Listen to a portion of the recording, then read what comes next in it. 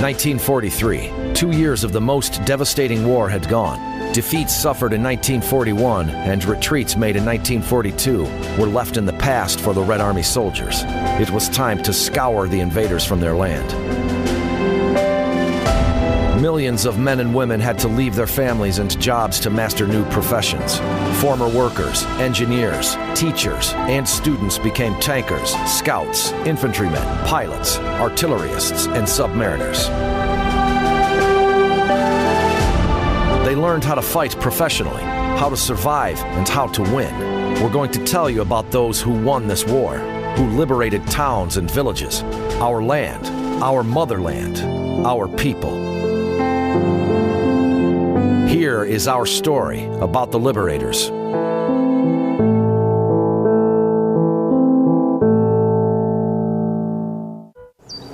Summer was extremely dry and soggy. Houses that survived by miracle were scattered here and there in the fields.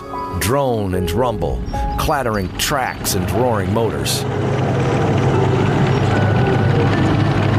Tanks moved forward through dust and smoke. New and freshly painted tanks were headed by 20-year-old guys.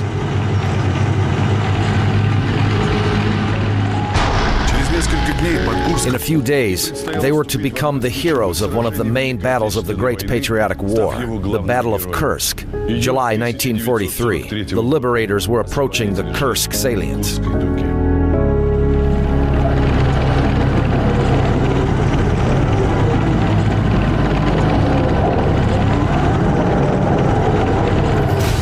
Alexander Berstev, Grigory Shishkin, Alexander Bandar, and others in the Tankers of the Liberators series.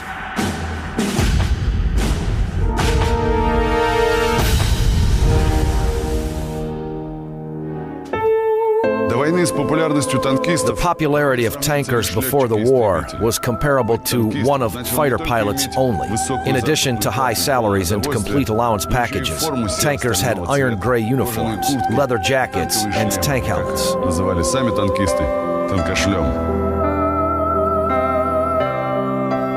Soviet tank commanders were trained for 2 years.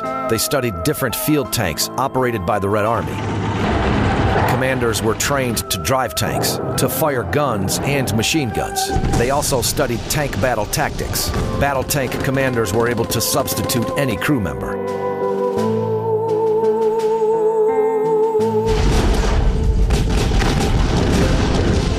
The war turned out to be a far more severe test for tankers and tanks than expected. By 1 June 1941, Germany had 5,639 tanks and self-propelled guns. By the first day of the war, 2/3 of those vehicles were concentrated by the Germans at the border, ready to attack the Soviet Union. Mikhail Katukov, Marshal of the Armored Troops, wrote, "In addition to German vehicles, there were Czech Skodas, French Schneider, Renault, and even English small tanks captured in Poland. I realized that the whole industrially developed Europe worked for Hitler." The German armed forces had 4 tank groups making the basis of the German assault units. Their mission was to clear the road for the infantry aggressively rushing forward, cracking defense and quickly reaching the major targets of the operation.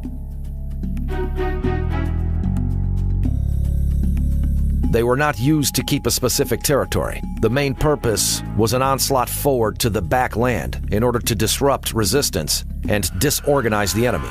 The tank groups were equipped with field and air defense artillery, motorcycle units, and different vehicles.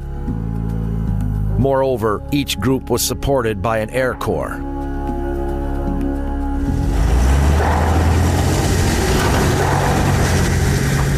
The German tank spearheads were opposed by the Soviet tank armies equipped with BT-7 and T-26 light tanks. Soviet tank forces were upgraded and reinforced. New T-34s and KBs that surpassed their German rivals had just arrived to field units. Therefore, crew members did not have enough time to master advanced vehicles. As a result, new tanks may be left behind on the road because of minor failures. The loss was quite significant. By By late autumn 1941, 20,000 out of 30,000 tanks operated by the Red Army were lost, and the majority of them were simply left by their crews because of failure, lack of fuel, or ammunition.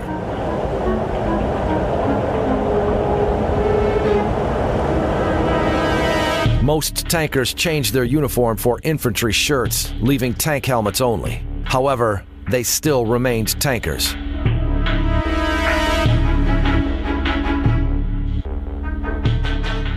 By late December 1942, when the industrial facilities evacuated to the Urals managed to reach pre-war tank output level, Stalin ordered to immediately transfer all tankers from the other combat arms to the armored command of the Red Army. Stalin's order was ended with the following phrase: "I prohibit herewith to employ tankers of all categories mentioned above, otherwise than in accordance with their intended appointment." The Soviet command had already attempted to form large tank units. However, the shortage of well-thought structure and skilled commanders, who were able to manage all inventory available, led to extensive losses. German General von Millington wrote, "We believed that the Russians made a tool that they were never going to master. However, in winter 42 and 43, the signs of tactics improvement became evident." By 1943, the Soviet command learned many lessons. The USSR Army started forming tank forces, taking into account mistakes and errors made in the past. The forthcoming battle was to test the appropriateness of this decision.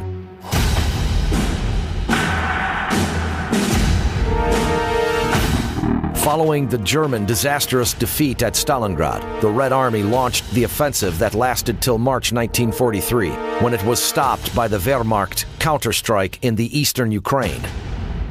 The Kursk salient, occupied by the Soviet forces, extended westward in the center of the Soviet-German front. The German commanders kept the strategic initiative. In other words, the possibility to choose time and direction of attack. The Soviet commanders had to anticipate the enemy's actions. The Red Army command followed the information provided by the front intelligence units. The data on any movements of the German troops were constantly reported to the Stavka. By 8 April, Zhukov managed to foresee the offensive force and the likely site of the attack targeted at the Kursk salient. The German offensive was known as Operation Citadel. The Germans' goal during Citadel was to make 2 concurrent strikes. Model's troops would attack southward from Orel, while Manstein's units would attack northward from Belgorod. Their mission was to encircle and destroy a large Soviet army group. Zhukov understood that the efficiency of defense of the Kursk salient greatly depends on the Soviet tank armies.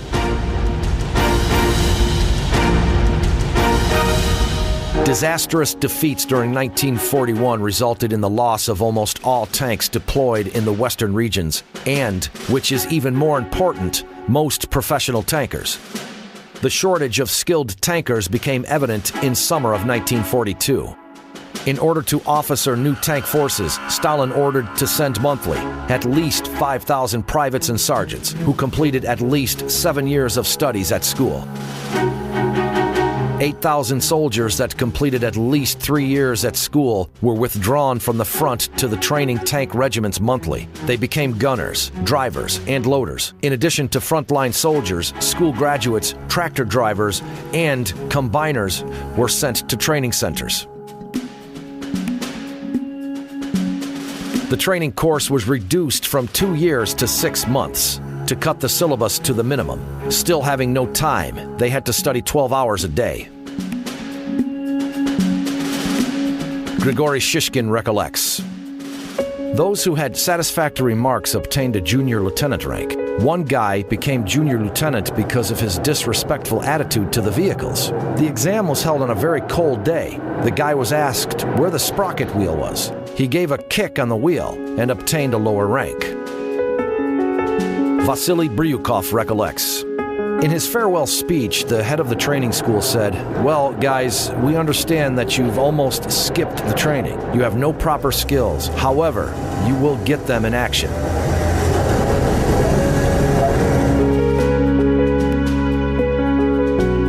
baked lieutenants were sent to tank plants in Gorky, Nizhny, Tagil, Chelyabinsk, and Omsk.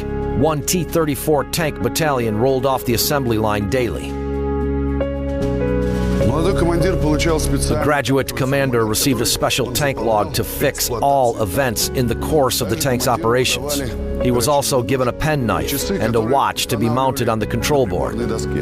However, tankers used to keep the watch because very few people could boast about having their own wristwatch or pocket watch.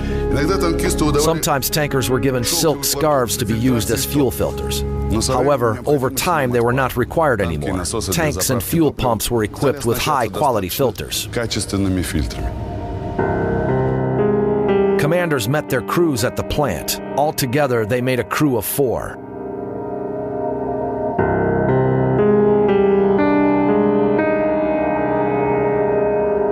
Usually, tank commanders held lieutenant or junior lieutenant ranks. Loaders were the second-ranked crew members, normally master sergeants. Drivers were sergeants or major sergeants. Radio gunners held the rank of at least first-class privates.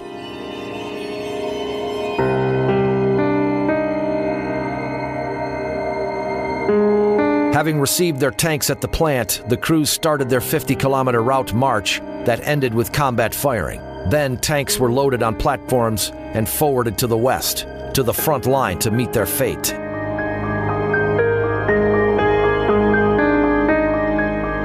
By summer 1943, both the structure and the ammunition of tank forces changed. T-34 had become the main battle tank, gradually substituting obsolete T-26s and BTs.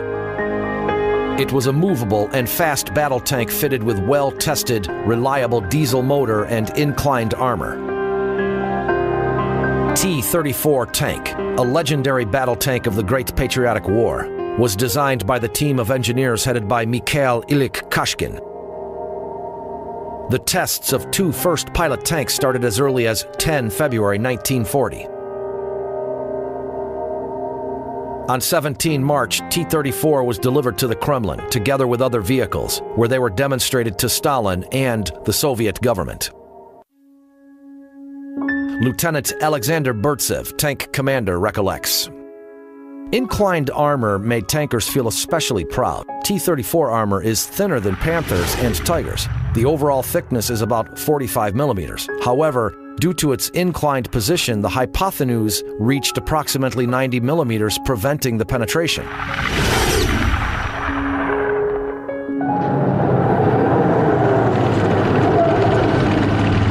T-34s sent to the Kursk salient were equipped with a long-barreled 76mm gun. Its armor-piercing shell was able to penetrate 7mm armor from the distance of 1 kilometer.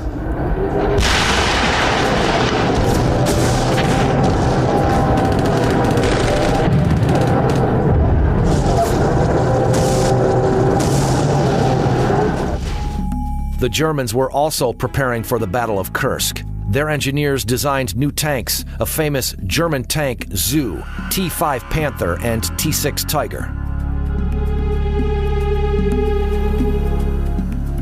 Tiger heavy tank was undoubtedly one of the best tanks of the Second World War.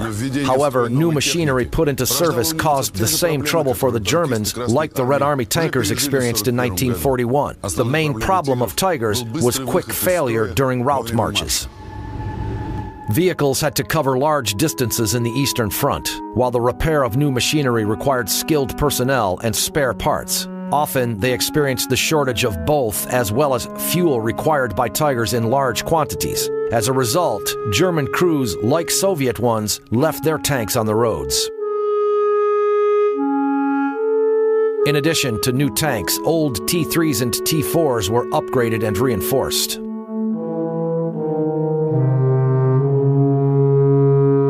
Upgraded T-3s penetrated T-34 front armor from the distance of 500 meters, while side armor was punched through from 900 meters. Upgraded T-4 with reinforced armor and advanced guns surpassed 1941 43 model of T-34 equipped with 76mm gun.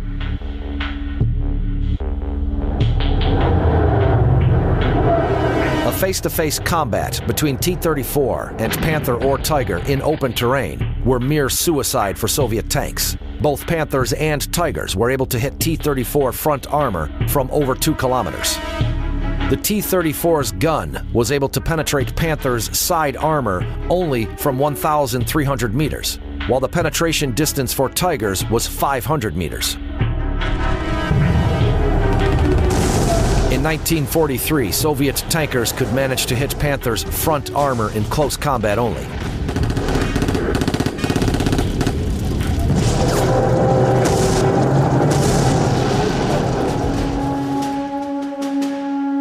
The combat speed was 20 to 30 kilometers per hour. Therefore, at the Kursk salient, the Soviet tanks were opposing the enemy's tanks that were able to destroy them several times before they reached their effective range. T-34-85, fitted with an 85mm gun, appeared no sooner than in 1944. This tank became a victory symbol of the Red Army because it was able to sustain the German zoo. In summer 1943, all expectations were connected with this vehicle.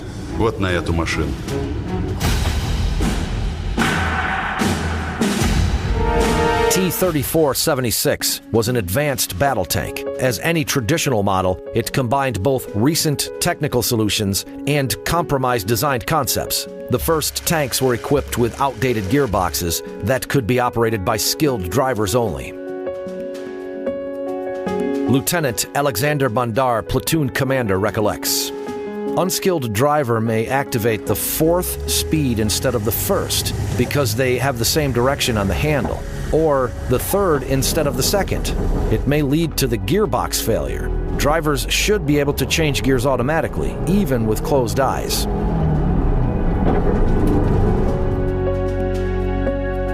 It was almost impossible to change gears by hand. Drivers used their knees or were assisted by gunners sitting aside. Horrible noise inside the tank made the communication devices and the radio station unworkable.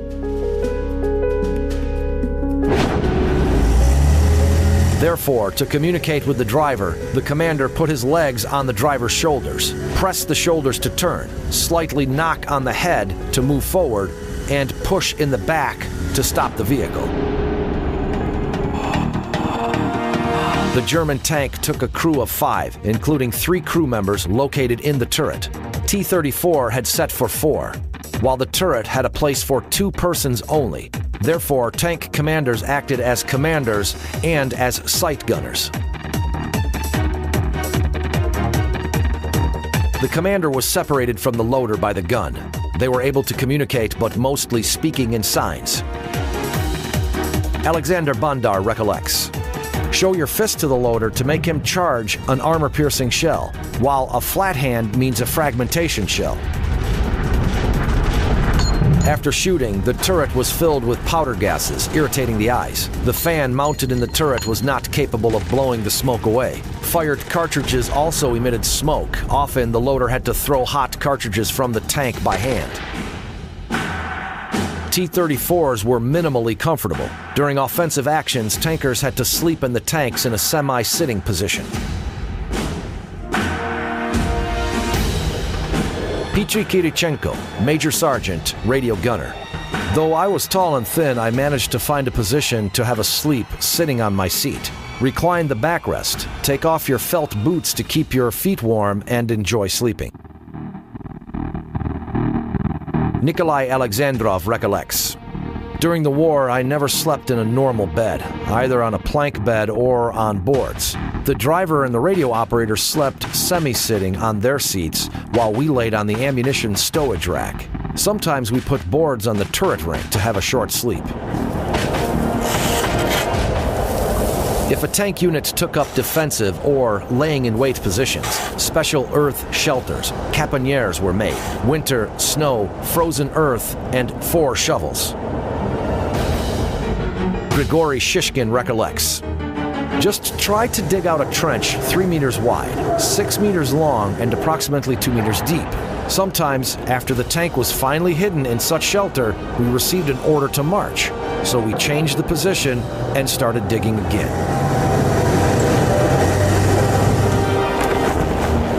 In winters, tanks became real cold boxes. Then the crew dug out a trench and put the tank above. A special tank wood fire oven was mounted under the hull floor. The oven heated oil in the motor.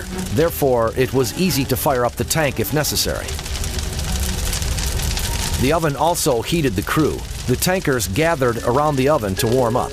Here, they slept. The bottom of the trench was covered by brush, wood, and greatcoats. Canvas cloth was used to cover open areas. Such dugout shelters was not quite comfortable. However, it was much warmer there than in the tank or outside.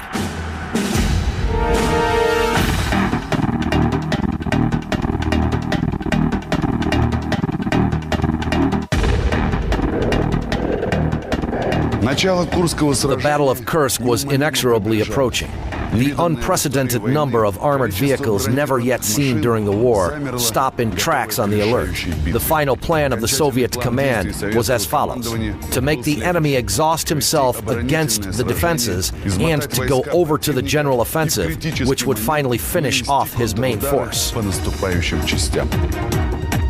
The following newly formed armies were assigned to the counteroffensive actions against the exhausted enemy: Katukov's 1st Tank Army, Rodin's 2nd Tank Army, and Rotmistrov's 5th Guard Tank Army. Staying on the defensive, or during remarshaling, tankers brushed up their vehicles first, and only then themselves. The crew members, irrespective of their ranks, filled the tank with fuel, cleaned the gun, checked the sight and all working parts of the tank.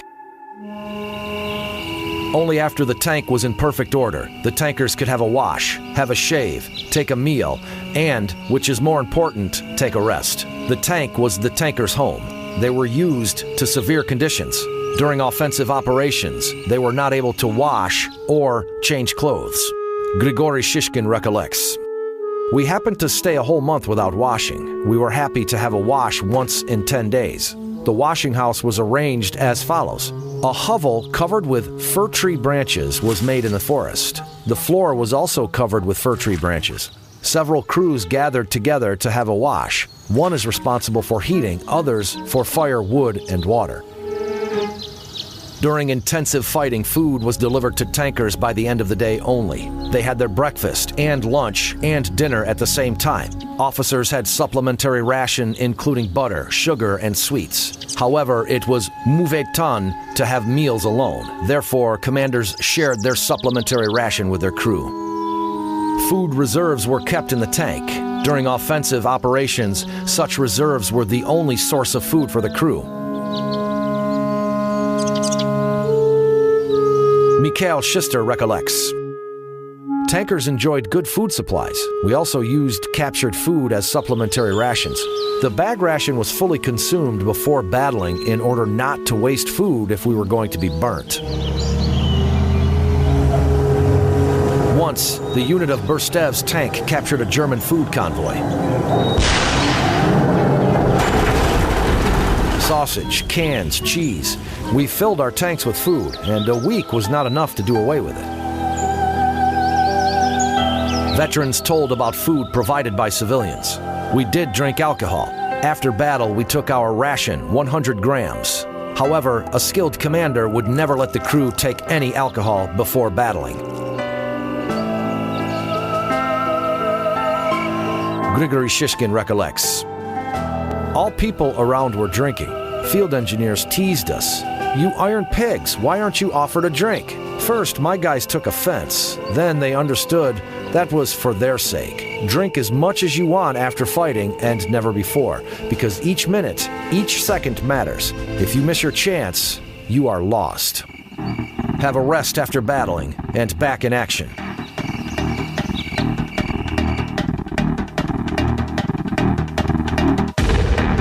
Skilled frontline soldiers shared their experience with newcomers. First, unlock the hatch to be able to open it. If necessary, pushing with the head. Second, clean the socket of the intercommunications system to pull out the plug easily when leaving the smoking tank.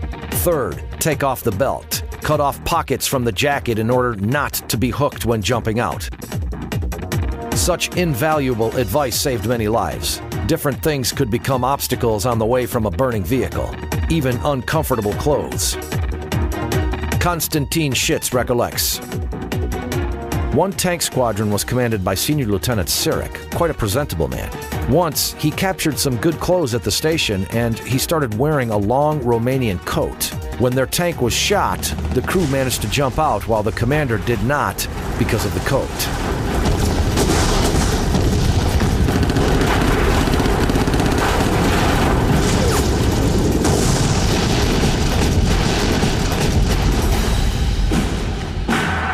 Moreover, drivers adjusted overspeed choppers to increase the power.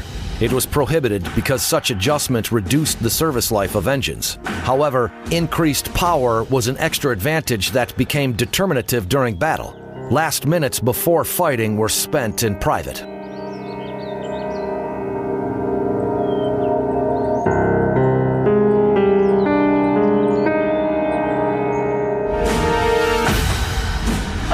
The information on the exact time of the offensive was received in the night of 5 July from the captives. The commanders of the Central and Voronezh fronts decided to arrange an immediate artillery counteroffensive support. Concurrently, aircrafts attacked airdromes.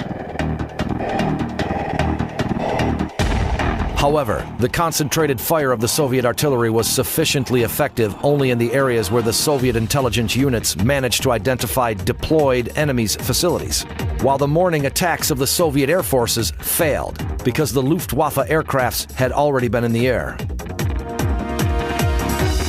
The Germans launched their offensive in the morning of 5 July. Operation Citadel started with a traditional blitzkrieg preparation fire and howling dive bombers. Vasily Krisov, commander of self-propelled gun, recollects. No sooner had the last enemy bombs exploded that dive bombers suddenly appeared all over. Groups of 20 to 30 aircrafts crossed the front line and discharged their deadly cargo. Bombs were howling down, rocketing the earth, turning it inside out, destroying fighting holes, pits, communication trenches, and dugout shelters.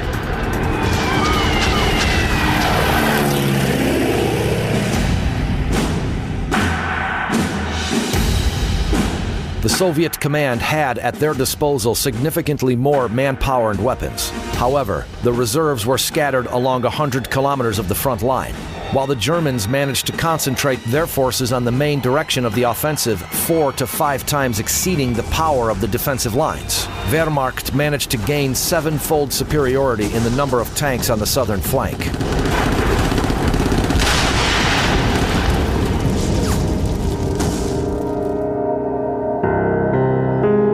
Andrei Ulanov, artillerist, recollects. Tanks were spread before the eyes. They seemed to be everywhere along the horizon line. They seemed not to be moving. That July morning was sunny. The steppe was covered in heat haze. Tigers and panthers were floating in the haze. We definitely saw barrels and antennas. The whole armada was creeping up on us. We did not count them. It was useless.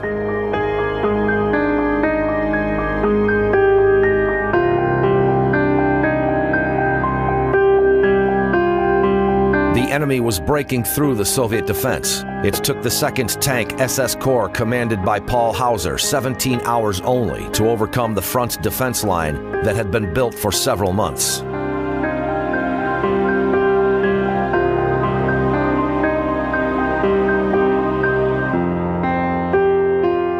In order to stop the German units, the armored reserves was engaged on the 2nd day of the battle. The Soviet counterstrikes did not change the situation on the battlefield. However, Wehrmacht divisions were in the position of a bear surrounded by hunting dogs. The German units had to dissipate their forces and occupy defensive positions. Instead of blitzkrieg, the Germans were drawn into an exhaustive war.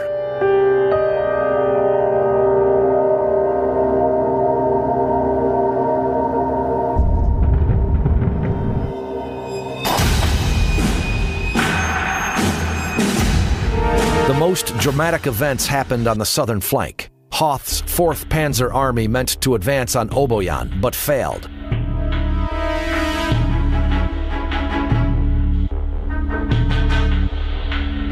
On 9 June, the Germans changed the main offensive direction to Prokhorovka. The Soviet commanders readied their units for an assault on the German divisions. The 5th Guards Tank Army, commanded by Lieutenant General Pavel A. Rotmistrov, was sent from the steppe front to Prokhorovka. The commitment of Rotmistrov's army was to cut the main tank group, Hoth's army, Hauser's 2nd Tank SS Corps.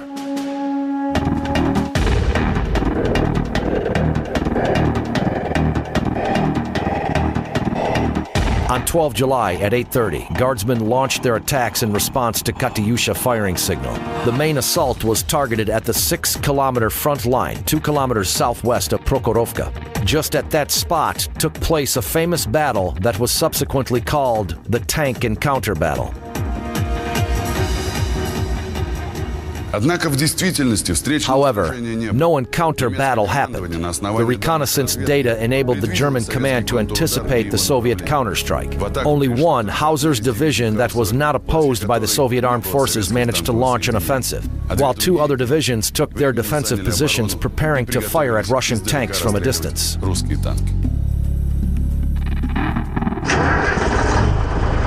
An attack command was heard through helmet headphones. The commander slightly pushed the driver's head forward. The vehicle rushed forward, roaring, clattering, and leaving a dust cloud behind.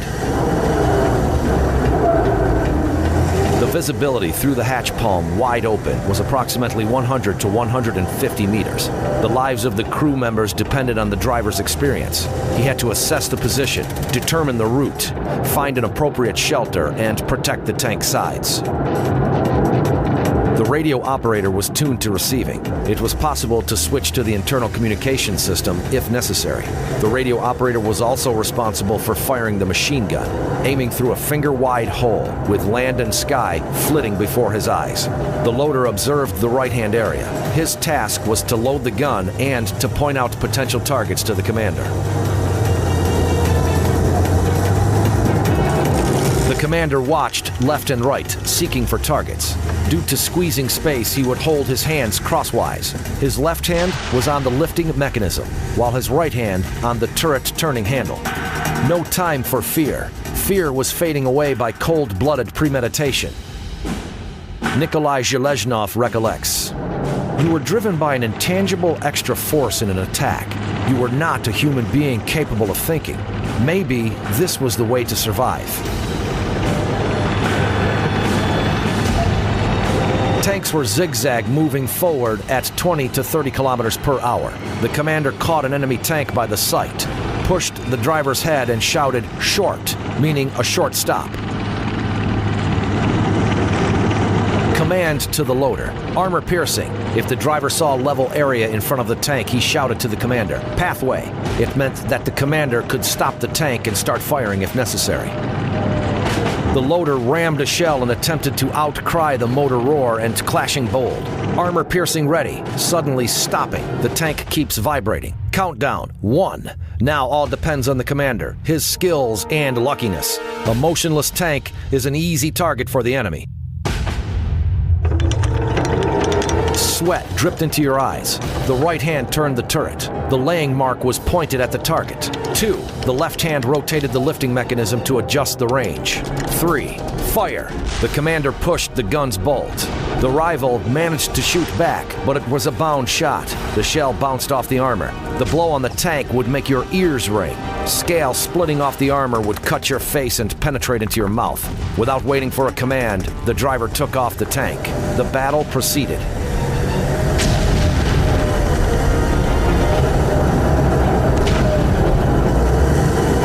The Soviet tanks continued front assault in the open area, while the German Tigers and T-4s fired at the Soviet vehicles, before the same managed to approach the same within the shooting distance.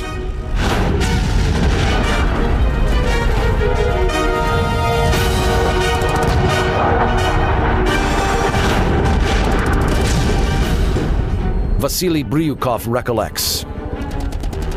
The distance between tanks was no more than 100 meters. No maneuvering was possible. It was not a war, it was a mere beating. We were crawling, firing. Unbearable stench hanged over the battlefield. Everything was covered by smoke, dust, fire.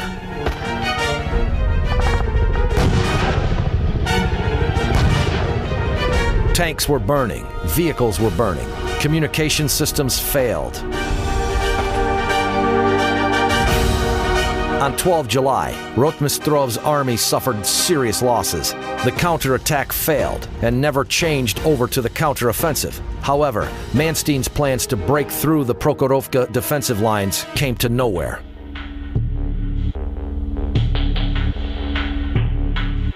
Losses could have been more significant if General Mikhail E. Katukov's 1st Tank Army had not managed to destroy Hoth's flank. This assault made the Germans get back to Oboyan positions, some artillery units, and other resources primarily intended to be sent to Prokhorovka. During one fighting week, the German tanks advanced 35 kilometers forward to the southern flank, where they had to stop. As early as 12 July, the Germans took on the defensive on the northern flank of the Kursk salient.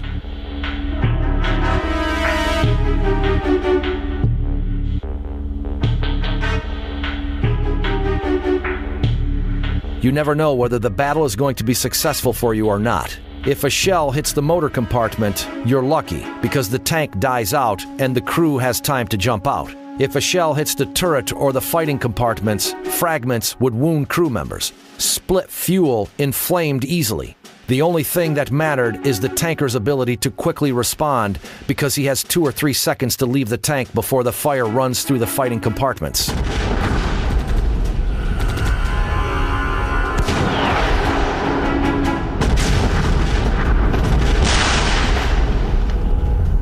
Alexander Faden recollects. Most guys were brave soldiers. Slow soldiers died quickly as a rule. You should be quick to survive. It was far more horrible to remain in the motionless but still not burning tank.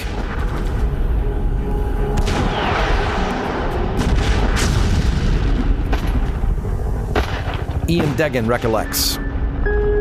No order was required to leave a burning tank. The more, especially as the commander might have been killed. However, the crew could not leave the tank with a broken track. The crew should continue firing, staying still, unless it started burning.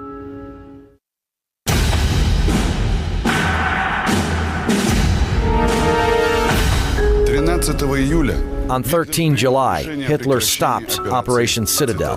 Wehrmacht had to send their forces to other fronts. The Soviet tank armored units needed rest and reinforcement.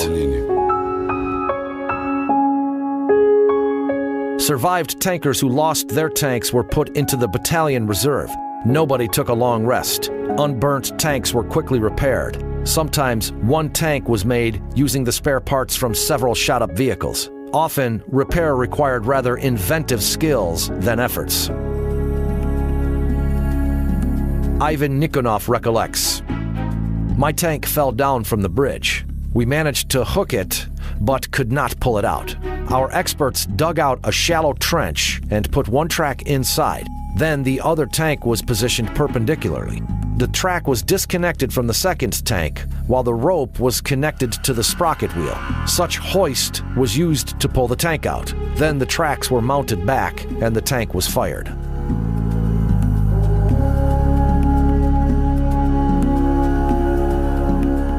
New tanks arrived continuously from the plants. In 2 to 3 days, tankers received newly crewed vehicles and back in action again.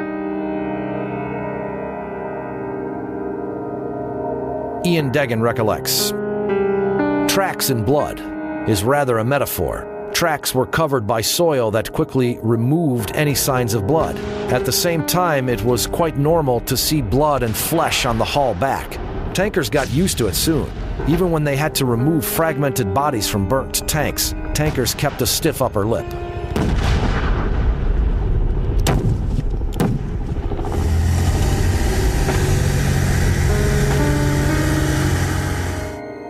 The Soviet Army launched the after Kursk offensive concurrently on several fronts in the second half of July. By 5 August 1943, the Red Army liberated Orel and Belgorod. On the same evening, the first artillery salute was given in Moscow, in honor of the troops involved in the liberation and tankers in particular.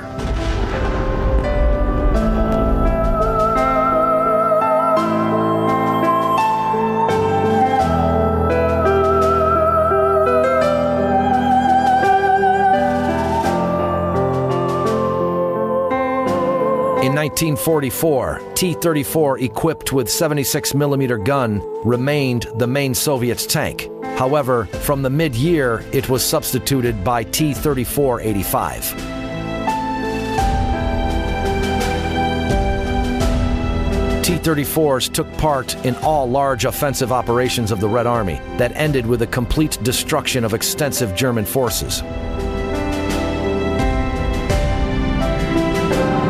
The headquarters of tank armies noted that the service life of T-34s was 1.5 to 2 times longer than the warranty period. Their actual working life was up to 350 to 400 machine hours. The 2007 statistical report show that T-34-85 tank is still in service in some countries.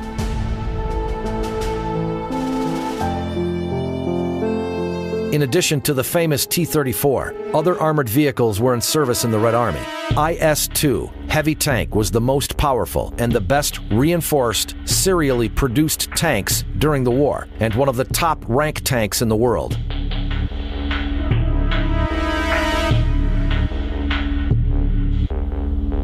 The tank was produced from 1943 till 1953. IS meant Joseph Stalin.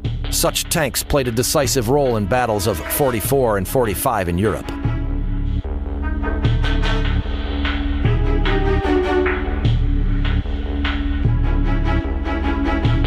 The Soviet command managed to gain significant numeric superiority and launched large-scale encirclement operations using tank forces to break through the enemy's defensive positions. The German tank units could hardly respond to the strikes. Often they left their vehicles and breaking out from the encirclement.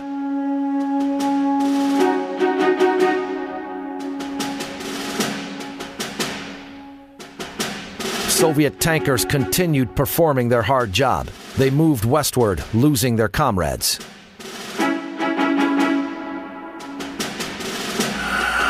The hearts of future winners were overwhelmed with grief and sorrow. Grigory Shishkin. Honorable burial were arranged when possible. The fallen were buried in graves and paid last respects.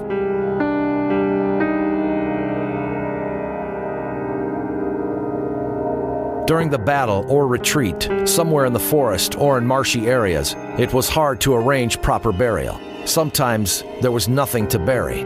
When Leshka Senyavin tripped a landmine, there were no remains at all.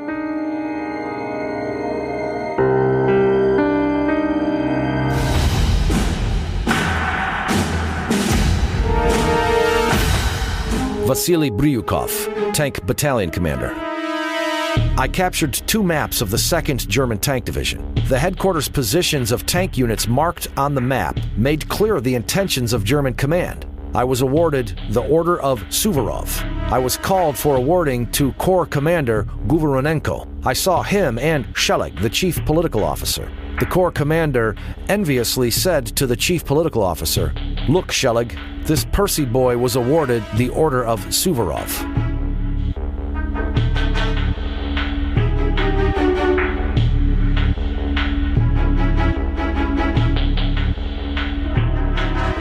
The Order of Suvorov was awarded to senior Red Army personnel for exceptional leadership in combat operations, determination, and persistence.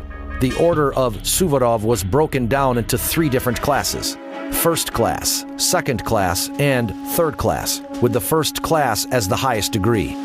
The Order of Suvorov was the highest award to Army commanders. It was awarded to senior personnel only, starting from battalion commanders, while the First Class Order was awarded to Army or front commanders only.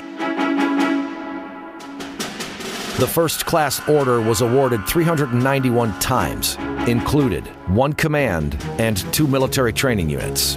The Second Class Order was awarded 2,863 times, including 676 to the Red Army commands and units.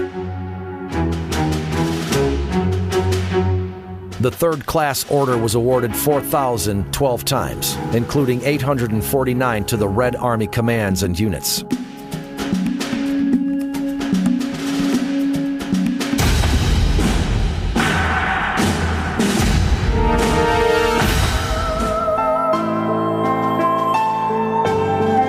The front was moving westward. The strategic initiative was finally and forever taken by the Red Army.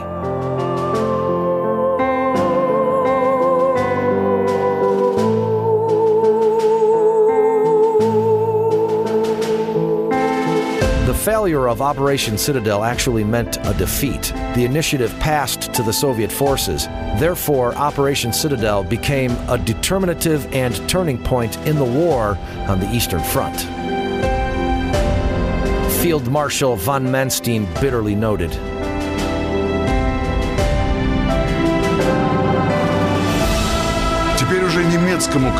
"Now the German command had to anticipate the actions of our forces and to recover front lines broken through by the Soviet tank armies that remained the main offensive force of the Soviet army, starting from the Battle of Kursk and up to the end of the Great War."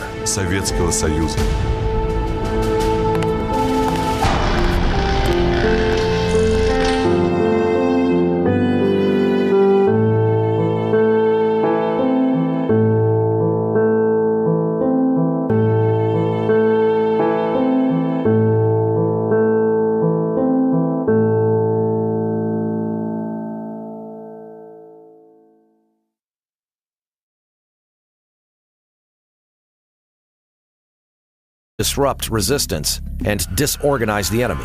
The tank groups were equipped with field and air defense artillery, motorcycle units, and different vehicles. Moreover, each group was supported by an air corps.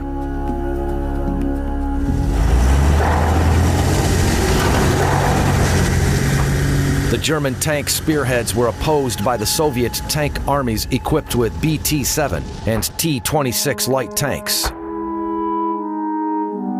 Soviet tank forces were upgraded and reinforced. New T-34s and KBs that surpassed their German rivals had just arrived to field units. Therefore, crew members did not have enough time to master advanced vehicles.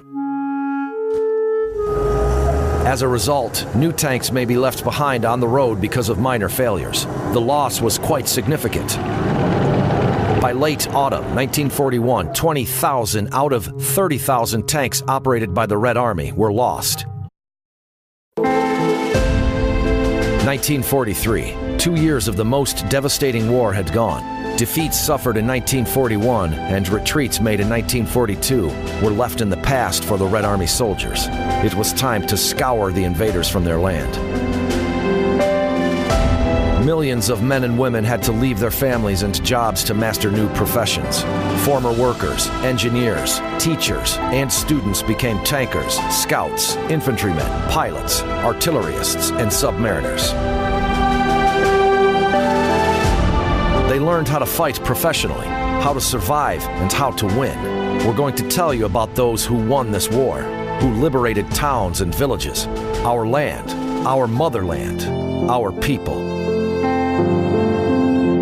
Here is our story about the liberators.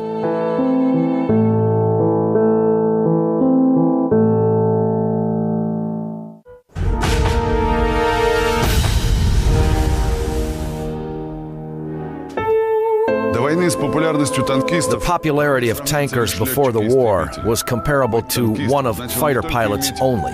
In addition to high salaries and complete allowance packages, tankers had iron gray uniforms, leather jackets, and tank helmets.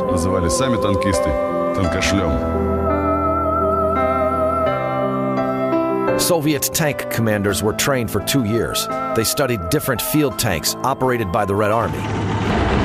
Commanders were trained to drive tanks, to fire guns and machine guns. They also studied tank battle tactics. Battle tank commanders were able to substitute any crew member.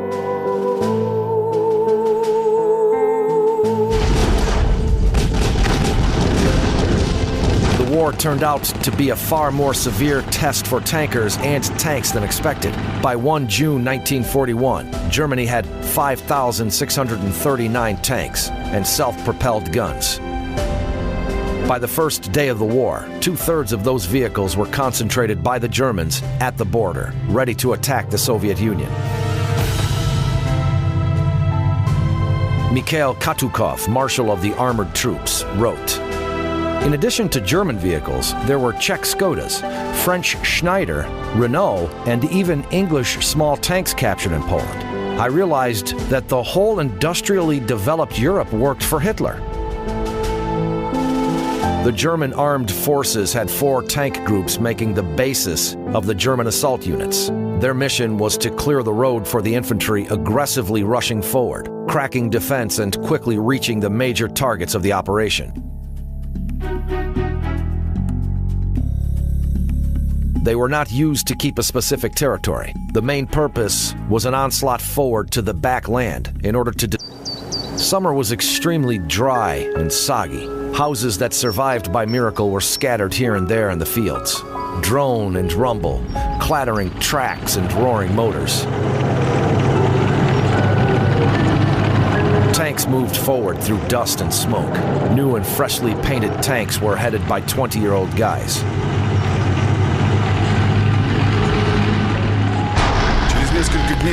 In a few days, they were to become the heroes of one of the main battles of the Great Patriotic War, the Battle of Kursk, July 1943. The liberators were approaching the Kursk salient.